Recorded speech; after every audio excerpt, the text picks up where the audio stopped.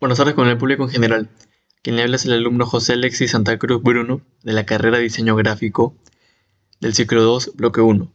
Curso Creación Fotográfica, con el docente Frank Jonathan Lozano Palacios, de la sede de Ventanilla, en del Instituto CICE. Introducción a la fotografía. Composición fotográfica. Partes de la cámara Canon. Cámara EOS Rebel T7i. El dial principal, ubicado en la parte superior, que permite controlar los ajustes como la apertura o velocidad del obturador. Marca, es una empresa japonesa de equipos ópticos y fotográficos. El obturador, controla el tiempo de exposición ubicado en el cuerpo de la cámara, parte del mecanismo de disparo.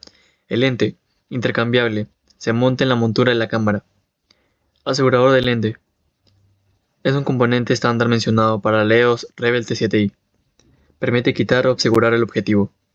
El botón de flash, bueno, ya lo había mencionado. Vamos con el visor. Está en la parte trasera superior para encuadrar y enfocar, por donde el fotógrafo encuadra y observa la escena. El ajuste de óptica no es un componente específico, pero ajusta mediante objetivos intercambiables. Cambio de visualización, controlado mediante botones y pantalla LCD. La pantalla LCD de 3 pulgadas, articulada y táctil, ubicada en la parte trasera. Previsualización. Pantalla LCD. Sirve como previsualizador en modo Live View y video. Modo de obturación. Controlado mediante modo de disparo como AE como prioridad del obturador. Indicador de actividad. No es un componente específico mencionado, pero muestra el estado de funcionamiento interno, como la tarjeta de memoria. Balances de blancos. Ajustable según la condición de iluminación. Mediante el menú. Modo de foco. Enfoque automático en 45 puntos de AF, tipo cruz y sistema dual pixel para video y live view. El ISO, rango de ISO. Controla la sensibilidad del sensor, ajustable mediante botón ISO. El Key Control no es un componente estándar mencionado para el EOS Rebel T7i. El zoom se usa para acercar o alejar la vista de una foto en reproducción. La apertura, exposición y botón borrar. La apertura, controlada mediante el dial principal en modos de prioridad de apertura, ajusta la cantidad de luz. La exposición, control de exposición mediante modos de programa, hay con prioridad del obturador, hay con prioridad en la apertura y exposición manual. El botón borrar es ubicado en la parte trasera, sirve para borrar imágenes, videos. Vamos con el flash. Está en la parte superior, justo sobre el visor. Su función es iluminar escenas con poca luz. El anillo de enfoque y anillo de zoom. Depende del objetivo utilizado en el mismo. Vamos con la perilla principal, referido al dial principal. Sitúa en la parte superior de la cámara, justo detrás del botón disparador. Se usa para ajustar parámetros clave de posición y navegar para configuraciones de forma rápida. El botón ISO, ubicado en la parte superior para cambiar rápidamente el valor del ISO. El botón ON está en la parte superior para encender y apagar la cámara. El dial principal, ubicado en la parte superior para controlar los ajustes de la cámara. La zapata flash, ubicada en la parte superior para accesorios de flash externos. El visor, ubicado en la parte trasera superior. El ojal correa, ubicado en el cuerpo de la cámara para sujetar con la correa. Y por último, el estabilizador de imagen. La estabilización se integra en algunos objetivos, no en el cuerpo de la cámara. Bueno, ahora vamos con mis composiciones fotográficas. Quien me tomó la foto fue mi compañero, a quien agradezco los créditos, a quien le doy los créditos, Samuel Cortés. Bueno, vamos con el color. Los colores evocan emociones, crean constante y una atención al espectador. Bueno, en mi obra titulada Fotogramas de inspiración, siempre con calma, con seguridad, creo una atención hacia la atención. Es como una inspiración, una calma, una seguridad. El punto de vista, bueno, significa la forma en la que se percibe la escena.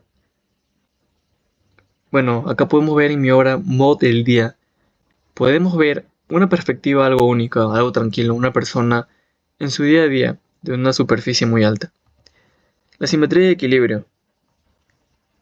Mi obra se llama Perspectivas únicas. Mi equilibrio formal y estático transmite orden, armonía, perfección en la perspectiva única del arte inusual. Regla de los tercios. Divide la imagen en 3 partes iguales. Mi obra se llama Captura Random. Mi expresión, mi día, algo inusual de mi día, solo yo. Vamos con de nuevo regla de tercios. Algo natural, solo yo, y eso me hace sentir bien. Sin filtro, solo yo, natural, al aire libre. Vamos con líneas. Las líneas pueden ser horizontales o verticales. Acá mi obra se llama Caminos de Luz.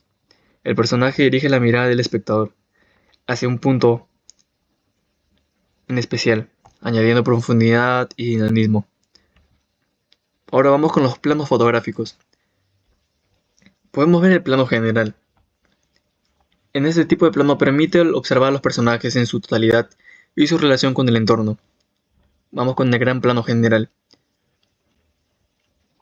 Lo mismo que el plano general, pero en este caso las personas se pueden ver diminutos o apenas perceptibles. Vamos con el plano conjunto. Resalta la relación de personas en conjunto en una misma escena, como una familia en la mesa, un grupo de amigos, un equipo de fútbol. Vamos con el plano entero. Se centra la figura dentro del ambiente, del pie a la cabeza. El plano americano, de la cabeza a las rodillas. Esto es muy usado en los cines. El plano medio, de la cabeza a la cintura. El plano medio corto se caracteriza por la cabeza al pecho. Muestra expresiones y sentimientos el espectador. El primer plano es una toma que encuadra cerca del rostro de un personaje hasta los hombros. Primerísimo primer plano, un encuadre que se centra en la parte muy específica del rostro, de la cabeza al mentón, a la barbilla. El plano detalle se enfoca en un objeto en especial, como un ojo o una mano, con el propósito que llame la atención y que resalte. Ahora vamos con los ángulos fotográficos. El ángulo normal, la perspectiva clásica, de frente.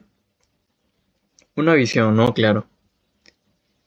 Este ángulo es muy usado en fotografía y cine. Vamos con el ángulo picado. La cámara se posiciona más alta que el sujeto. Se inclina hacia abajo, creando una perspectiva en la que el sujeto parezca más pequeño. El ángulo contrapicado. La cámara se coloca en una posición inferior a la del sujeto, apuntando hacia arriba, lo que hace que el sujeto parezca grande. Lo opuesto del ángulo picado. El ángulo nadir se coloca completamente bajo el sujeto, de manera perpendicular al suelo. El ángulo cenital se refiere a la toma que se realiza desde un punto, la cámara arriba, el sujeto en el piso, como si estuviera pensando o echado en un picnic, creando una perspectiva de vista de pájaro, detalles específicos, desde una perspectiva inusual. Para finalizar vamos con el ángulo holandés. Es una técnica cinematográfica o fotográfica donde la cámara se inclina lateralmente pequeña, inclinada, levemente inclinada, para transmitir inquietud, desorientación, locura o inestabilidad al espectador. Y eso es todo por hoy. Muchas gracias.